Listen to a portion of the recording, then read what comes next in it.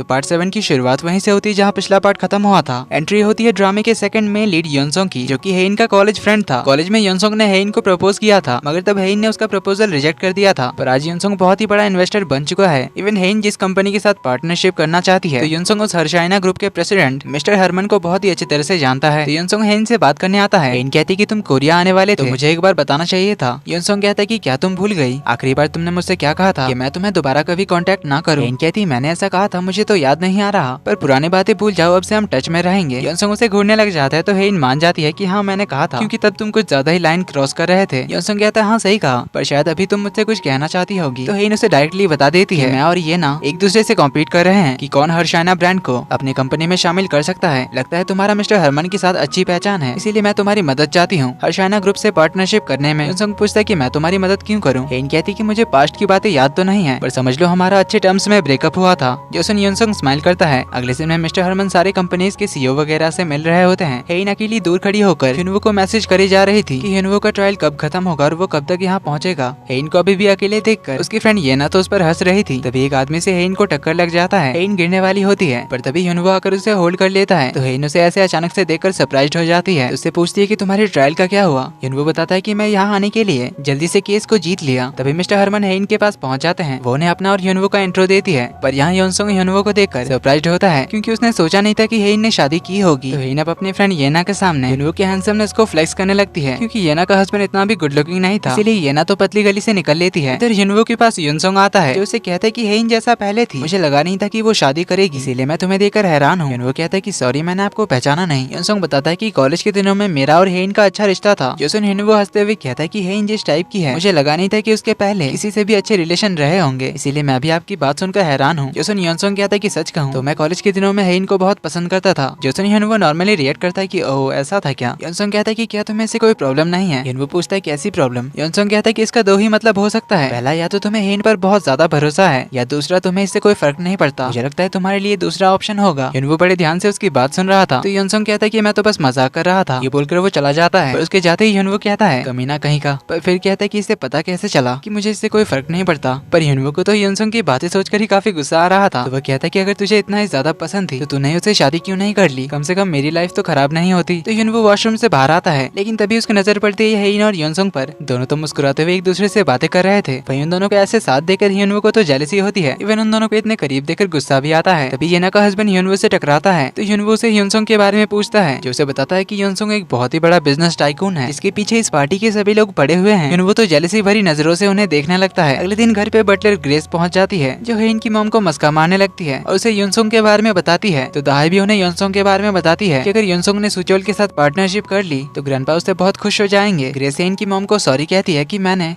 Heine के लिए योनसोंग जैसे किसी को नहीं ढूंढ सकी। तभी यहाँ पर हेइन पहुंच जाती है, जो उसे कहती है कि सॉरी कहने की कोई जरूरत नहीं है, बल्कि आपका थैंक यू कि आपने मेरे लिए किसी को नहीं ढूंढा, तभी तो मुझे ह्यूनवो जैसा परफेक्ट हस्बैंड मिला। तो मॉम हेइन से योनसोंग को उनके फैमिली हंट में बुलाने के लिए कहती है, क्योंकि उन्हें पता था कि योनसोंग उसका कॉलेज फ्रेंड है। हेइन कहती कि मेरे बुलाने पर वो आ तो जाएगा, पर मैं भला उसे क्यों बुलाऊं? मॉम कहती कि मैं तुम पर किया हुआ लॉसूट विथड्रॉ कर लूंगी। इस पर हेइन मान जाती है। अगले दिन पूरी होंग फैमिली हेलीकॉप्टर से हंटिंग करने के लिए एक माउंटेन पर आते हैं, जहाँ उनके साथ योनसोंग भी आया था। हेइन, योनसोंग और ह्यूनवो तीनों एक ही हेलीकॉप्टर से आ रहे थे। हेइन तो कब से योनसोंग से ही बातें कर रही थी, जो देख अपने ह्यूनवो को तो अच्छा नहीं लगता। तो ये पहाड़ की जगह भी होंग फैमिली की ही थी, जहाँ पूरी फैमिली हर साल शिकार करने के लिए आती है, जो बेसिकली इनकी फैमिली के बीच एक कंपटीशन होती है। लैंडिंग के बाद सभी लोग अपने अपने पार्टनर्स के साथ जाने लगते हैं, पर ह्यूनवो पीछे अकेला रह जाता है, क्योंकि हेइन तो योनसोंग के साथ जा रही थी, जो अपने ह्यूनवो को अच्छा नहीं लगता। तो सभी को जंगल का नक्शा दिया जाता है और शिकार के लिए गन्स वगैरह दी जाती है। सभी को टीम में डिवाइड करने के बाद ग्रैंडपा उन्हें इंस्ट्रक्शंस देते हैं, जो भी सबसे ज्यादा शिकार करेगा वो जीतेगा। पर इन्हें जंगली सुअर से संभल कर रहने के लिए कहते हैं, क्योंकि जंगली सुअरों का एक अलग एरिया है, इसके चारों ओर फेंसिंग दिया हुआ है। फिर भी सभी को सावधान रहने के लिए कहते हैं। तो सब लोग अपने अपने नक्शे के हिसाब से अपने टेरिटरी में चले जाते हैं। ह्यूनवो और हेइन एक टीम में होते हैं। हेइन उसे कहती कि इस बार तो एक शिकार कर लो, पिछले 2 सालों में तुमने एक भी शिकार नहीं पकड़ा। ह्यूनवो कहता है कि आखिर शिकार करना जरूरी है क्या? ग्रैंडपा को क्या शौक है हमें शिकार पे लाने का? हेइन कहती कि इससे वो हम सबका टेस्ट लेते हैं, कौन ज्यादा दिमाग लगाकर ज्यादा शिकार पकड़ेगा, इस तरह से उसकी काबिलियत पता चलेगी। मुझे इस बार भी सबसे ज्यादा शिकार पकड़ने हैं, इसीलिए काम पे लग जाओ। यानी कि अब तक हर साल हेइन ने ही सबसे ज्यादा शिकार किए हैं, इसीलिए ग्रैंडपा उसे सबसे ज्यादा मानते हैं। पर इधर हम देखते हैं कि बटलर ग्रेस किसी को कॉल करती है, जिसे वो नक्शे में एक जगह के बारे में बताती है। तो फोन करने वाला पर्सन कहता है कि सब रेडी है। जिसके बाद ही हम देखते हैं कि जंगली सुअरों का इलाका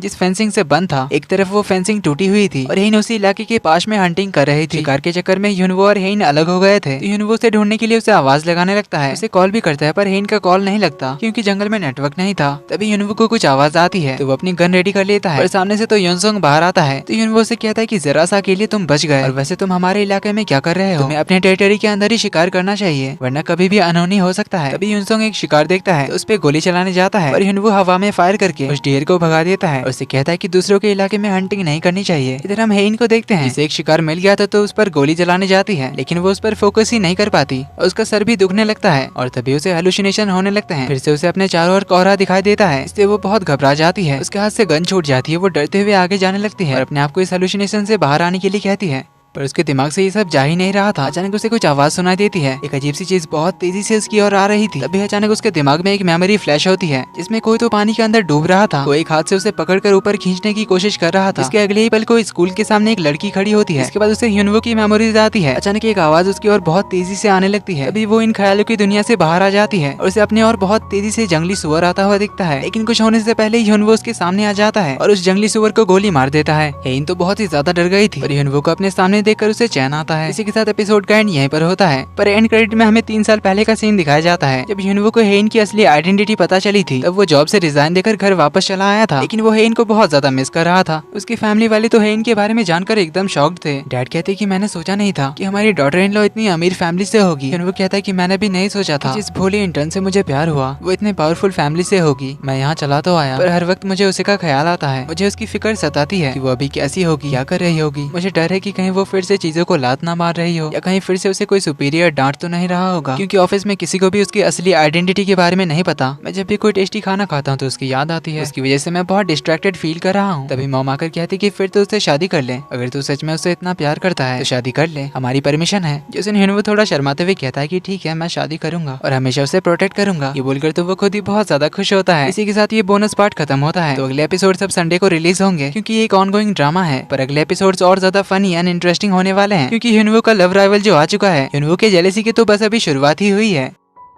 तो वीडियो पसंद आई तो वीडियो को लाइक कर देना, चैनल पर पहली बार आए तो do subscribe and hit the bell icon. जल्दी ही मिलते हैं अगले पार्ट में, तब तक के लिए take care and bye bye.